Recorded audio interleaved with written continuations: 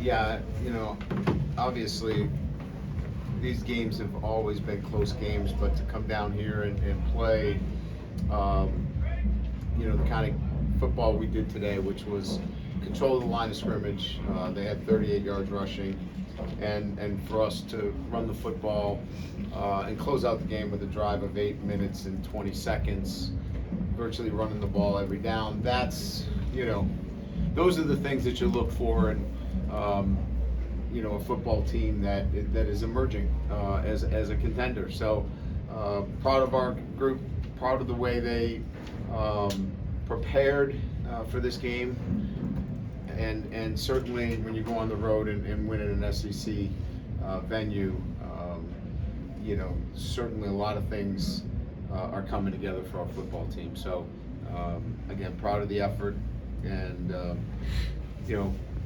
game ball went out to Damian Ramos. I thought the field goal kicks, while the game was still in balance, helped us, stay ahead of it and keep the momentum.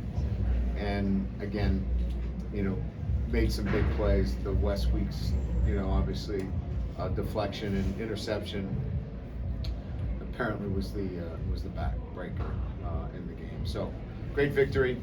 Now we'll get 24 hours to enjoy it, and then we got to get back on the road and play the the best team in the SEC right now. The only team that's, other than us, undefeated. Another great challenge. Sure. Can you elaborate on the Week's play? It seemed to be the turning point in the game. Then he made a sack right after that as well. It's Wood Weeks. He's active, and in that situation, he was in a pressure situation where he was blitzing.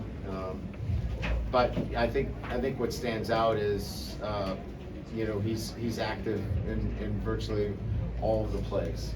You saw a great play that he made coming later in the game down the line of scrimmage on a ball that bounced outside. He's an elite player in this league. Wilson. Coach, you defense held Arkansas to 277 total yards. What do you think was so effective defensively tonight that kind of allowed that to happen? Well, I think first and foremost, our guys are, we made some mistakes on the first drive, quite frankly. We had some errors. I think our guys were a little bit distracted emotionally. They were so charged up. We made some errors. We settled down, and I think what happened after that was guys did their job the way they were supposed to do it when they needed to do it, and that's execution, really. And they executed. They're beginning to execute at a much higher level consistently. And it starts with controlling the line of scrimmage. They could not run the ball. They became one-dimensional. And when that happens, we can get after it. And we can get after the quarterback. And we made life difficult for him. Ryan, I know 0 trophies are handed out now, but for this team to be where it is heading into a game like you'll have at A&M next weekend, just how do you just sort of, I guess, encapsulate the growth this team's put in the last several weeks, and just how has it been able to set this team up for what it potentially has in front of it? Yeah, they have not blinked. We lost Jacoby and Gilbert, one of our, arguably our most talented and experienced defensive tackle. Then, obviously Harold Perkins, right? And, we haven't had Chris, who's our, vertical threat all year. And it just seems these guys just keep, playing, through, and the next man stepping up. Nothing seems to faze this group, whether they're down 17-0 on the road, or, struggling to put together, a great drive. They just keep playing, and it's to their credit. Now they're playing cleaner, and I think that's a sign of a team that's really coming together. Kyle. Was there anything to the false start penalties? Yeah, we had 3 that were double clutches by our center, and sometimes that's on the quarterback, that he's taken a little bit too much time. I think the ownership in that is the management of the entire offense. You know, we can easily say it was the crowd noise. Sometimes we have to get into a better rhythm, and that's getting the receivers lined up quicker. I mean, sometimes it's a fire drill out there. You know, Garrett is getting information, and so look, all of that together, we got to clean it up, because that stuff can't continue to happen. There were more penalties out there than I would like. We'll go back and you know, we'll look at it more closely, but it's not one person. It's the whole management. It has to get cleaner. Glenn? Yeah, Coach, the first time in SEC play, we got to see you guys take a big lead early, sustain it, and then extend on it in the second half. Just what kind of lessons can you learn from this game in particular on, you know, building a lead early and then, you know, sustaining it throughout? Well, the entire just, game? you know, our vision to how do we want to play 4 quarters of football is to start fast and then have just you know, just the great kind of focus that we had in the second quarter. Effort, enthusiasm in the third, which I thought we did with the big turnover, and then, you know, finish strong with an 8-minute plus drive to finish this game off. So I thought we had 4 quarters of LSU football for the first time, maybe. Yeah, there are some things around the edges we want to clean up, but you know, when you go on the road and you beat a really good football team 34-10 in the SEC, you know, I'd be crying over, you know, something that I shouldn't be really right now at this point. We should be taking this one and going. We feel pretty good about it. Chase?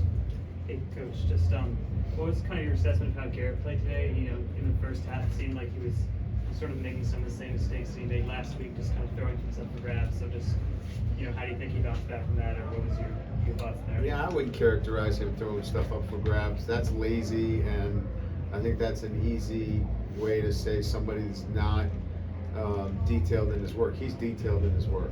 He doesn't do anything by just throwing it up for grabs. So let's get that straight. He may have tried to fit a ball in where maybe he should not have, but everything that he does is thoughtful. Everything that he does is through hard work. You know, he's still in a process of, you know, getting the receivers on the same page with him. Look, there are so many things out there for him to continue to get better at, and the great part about it is he shows up with that kind of attitude every day. So I would just say that he is still working to be the best version of himself, and you're gonna continue to see him get better and better. Brent? There's been so many wild results in the SEC so far, and everything seems to still be up for grabs. And is there a sense with your team of, like, you know, why not us? Why can't we be SEC champions this year the way you're playing? I think that's pretty clear that this group kind of understands that now, especially, you know, with one game on the road, and then we go on a bye week, and then 3 out of 4 at Tiger Stadium. So I think they can now sense that they have put themselves in a pretty good position. Now they got to go earn it again on the road, but there's clearly a different way that they perceive the next 6 weeks, and I think by their standards, they believe they're getting better, and I believe they're getting better each and every week. And this is a good time to get better later in the year. In the back? Coach, you mentioned the turnovers and how important they were earlier. How important is it for those turnovers to kind of continue to happen from this defense going into these next 2 games? Well, I mean, you know, our defense, I think, you know, if you look at the things that they're doing, number one, I think they led the SEC in sacks. I mean, we're if not, we're right up there. So we're getting those big plays, and now we're turning those into turnovers. There were some physical hits out there. I mean, we jarred the ball loose. I mean, they weren't sloppy, you know, kind of put the ball on the ground. They were physical hits, and they were great plays with pressure. So sometimes you make those things happen, and we didn't we didn't luck into those. Those were made with pressures. We have time for two more, Wilson. Ryan, y'all talked this week about trying to get the run game going. It certainly seemed like it did tonight. Why do you think that was kind of maybe finally clicked and was successful the way you wanted it to be?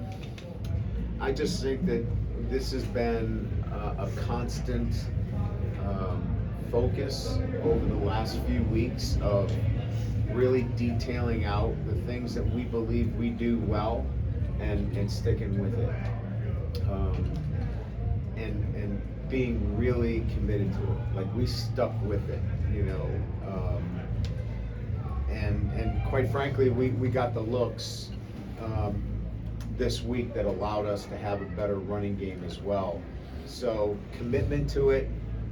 In preparation, we're spending a lot of time in our preparation during the week on our run game. We believe we can throw it as well as anybody. We need to continue to have this kind of success in the run game. Kyle, you got the Just last. the job the defense has done in the second half of the last 2 weeks. Yeah. I know a lot of it's belief, but they got to get out there and execute too. Just your thoughts on putting it all together. So, absolutely. I mean, I think the biggest thing here is we had struggled with the first drive of the third quarters, and it's been kind of the way we have set up practices. We have talked about, okay, it's third quarter, it's the first drive right after kickoff, and it's been in the forefront of how we think about now the third quarter and that first drive, because it really sets us up, because we believe if we can get our defense off the field with that first drive in the third quarter, good things will happen. So I applaud the kids in terms of their mindset and what they believe that they need to get done, and we're coaching to it, and they're taking to it. And now we got to go do it again against a really good Texas A&M team at their place. I know this was homecoming. I'm sure they'll schedule homecoming next week there against us too. It just seems like we get everybody's homecoming. So maybe next year they'll think about maybe not making us homecoming anymore. All right, thanks, All right. guys.